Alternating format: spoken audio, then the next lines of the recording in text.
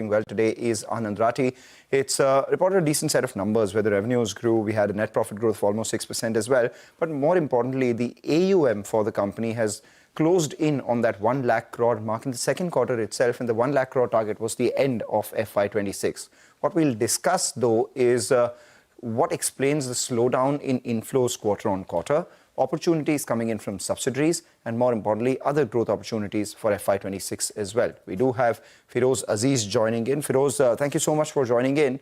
And as always, good numbers. You've been believing in, under-promising and over-delivering. But we have to keep asking you the questions on what the realistic numbers are. First 6 months of this year, you've already done close to 92,000 crores in AUM, or closer to 1 lakh crores. Your this year target was 1 lakh crores, and this at a time when the markets haven't done, a big move. From last summer to now, the Nifty is up just around 4%. So do you believe that you can do about 1.2, 1.3 lakh crore AUM by the end of this year? Good morning, Mangalam.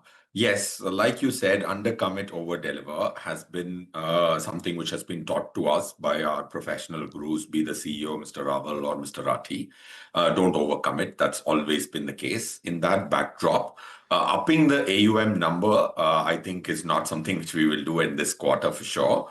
1 lakh crore was an aspirational number when we began because we were at 75,000 crores the same time last year. And like you rightly pointed out, markets have not been at the greatest shape, but that's when you need to enter. So what makes us very, very happy is that this quarter we got 100% jump in equity collection vis-a-vis the same quarter last year. When everything was hunky-dory, we were collecting less. When the markets were averaging at 24,500 this quarter, or 24,700 to be more precise, we collected twice more of the money. So if you actually get rid of your emotions and buy low and sell high is when you make money, especially in the long term. So to answer your question, we'll stick to 1 lakh crore as of now, and pray to the Lord, because AUM is a mark-to-market number as of 31st March, and that can sway here or there depending on where the market swings. But I think AUM is the last number anybody should look at a wealth management output, because that's at least in Anand Rathi, we measure it very meticulously. Not inflating it. Quite a few people in the industry go to my client who has a couple of 100 crores with me, get an advisory mandate signed for 5 lakh rupees and count that in their assets. That's how AUMs are flouted. I would say revenues and profits are a great barometer because those are bank account credits. And AUM is a number which is very difficult to measure, but Anand Rathi has a specific international measure. All right, Feroze, hi, congratulations. Over-deliver, I think that's been the theme, and we have been observing that as well. So good on you. And by the way, I think I saw you at one of the offsites, getting onto the stage with some rocking music playing out, all set to deliver. So it looks like the team as well is in a good mood, and everyone seems to be happy. But since you said we should be focusing on the revenues as well as the profitability, give us a broad guidance in terms of the revenue growth, the margins we're looking at, what kind of client addition are you looking at?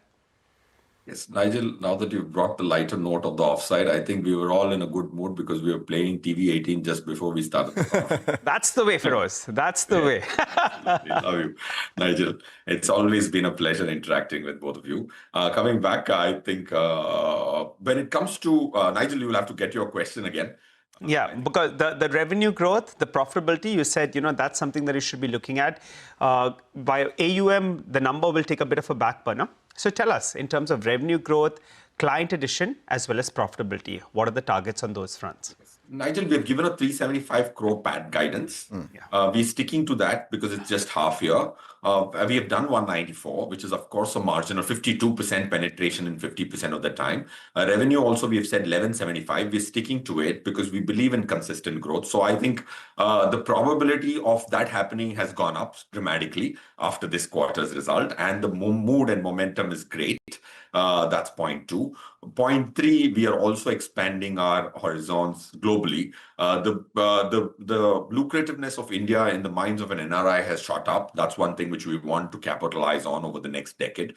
Then coming to revenue growth, we personally think the revenue growth, and if anyone of our shareholder is listening, which I'm sure quite a few are, I think we look at how do we grow in the highest probability 20 to 25%. And we actually plan 5 years ahead. If you look at our revenues, if I need to grow at 20%, I need 236 crores of revenue per month in 2031 FY.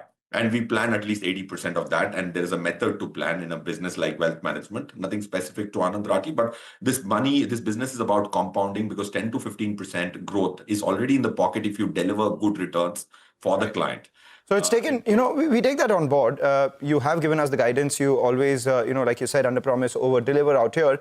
A couple of parameters I'd like your thoughts on. One, the last time you joined us, you said you're looking at least 200 clients per month in terms of an addition. If I look at the second quarter, that 200 per month run rate hasn't, played out. That's one. And secondly, RMs as well. RMs have grown by just 1%. I believe you're now consolidating and looking to grow the existing RM base and grow the revenue per RM as against adding more RMs now. Is that going to be your strategy? So on active client family addition and RM addition, if you could give us some guidance. Mangalam, your memory is very sharp, and thanks for that. You're right. I had said 200 new clients per month is what we were gunning for.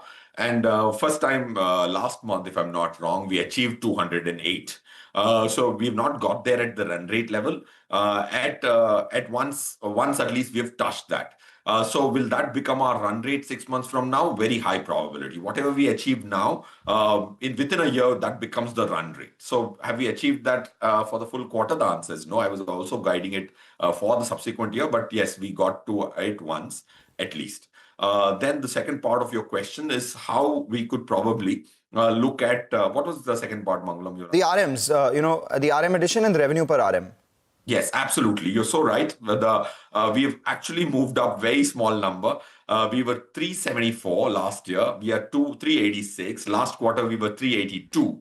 What we have tried to do is we have 100 people waiting to become RMs. So we don't believe that 90% of our RMs to have to be bought from the market. Like quite a few people get private equity money, they throw money, get people in, and then when they don't perform, they sack them. That's the one model which people are following to build valuations in our business. But we believe in training them. So 100 of them are waiting in the queue. We want to have, Rakesh sir has given us a mandate that there cannot be X number, which is about 80 of the RMs who are still building their book and they've not become private bankers in the Anand Rathi definition. So once that number becomes smaller, then we have more headroom for more seats which are empty. So we want to make sure that we're not biting more than we're chewing, point one. Does it mean that we are slowing down the RMs? The answer is no. What do we aspire to have? In terms of AUM per RM is 223. We want to see that number 5 years from now at 1,000, 7 years from now at 1,000 crores per RM. All right, we take that point. 1,000 crores per RM is your target from here on. So that's the number that we will take away. Thank you, Feroze, as always, for breaking these numbers down. And when you're not talking quarterly numbers, giving us your help on personal finance on our channel as well. Thank you. We wish you good luck.